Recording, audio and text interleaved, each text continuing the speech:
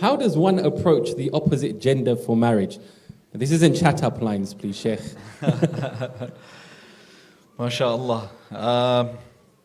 This is actually a very important question, because today people complain, and especially the youth, they complain about the fact that how do I get married when I can't speak, or I'm not supposed to speak to the opposite gender? And oftentimes there are cultural barriers more than there are Islamic barriers. In this country, one of the places where we find the youth see each other or get to know each other are at universities. We're not talking about whether it's ideal to go to university or not, but they are there. You see someone you like, you see someone you are interested in. I think there is nothing wrong with you approaching that person, striking up a conversation in a good manner. Don't use the chat up lines.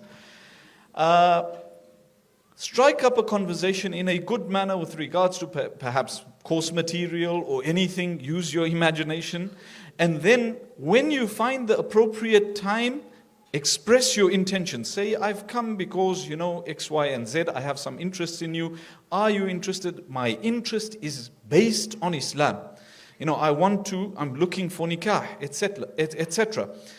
So I don't think there would be anything wrong with you doing that, number one. And I say this because many of us feel that I can't approach a sister or I can't approach a brother. But in reality, the other gender is thinking the same. And they also think, hey, we can't, and there's these cultural taboos, etc. Hold on. If you are doing it in a respectful manner, look at Musa alayhi salatu wassalam, with which Mufti mentioned. The story of Musa alayhi salatu wassalam, when he sees the two women, he approaches. He says, قَالَ مَا خَطْبُكُمَا? What is your issue? How can I help you? And the end of that is that they get married. So you have to take these steps. That's not the only way. You can approach the uncles and aunties. There are those uncles and aunties in society that are well known to match people together. Approach them, tell them, I'm looking for marriage. And another barrier is that we think that people know what we are thinking. So we tell two people and we say, I've told people I want to get married. No, go to 100 people. Go to as many people as possible. Trustworthy people, people that are in your circles. Tell them, look, I'm looking to get married. If you know anyone suitable, then suggest. So do your best. And Allah grant him goodness. My father always says, do your best and to Allah leave the rest. Do your best and to Allah leave the rest.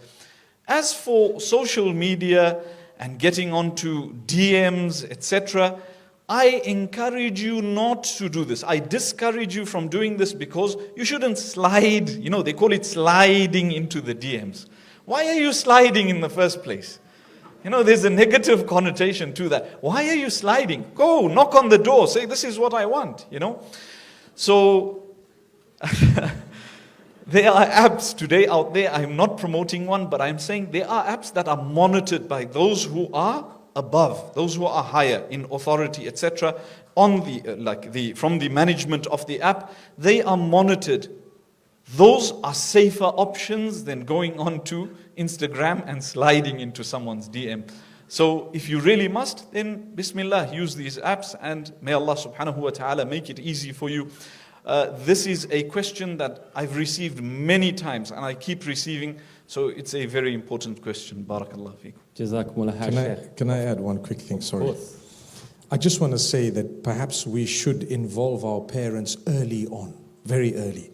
Because when you don't, you're bitten a lot of the times.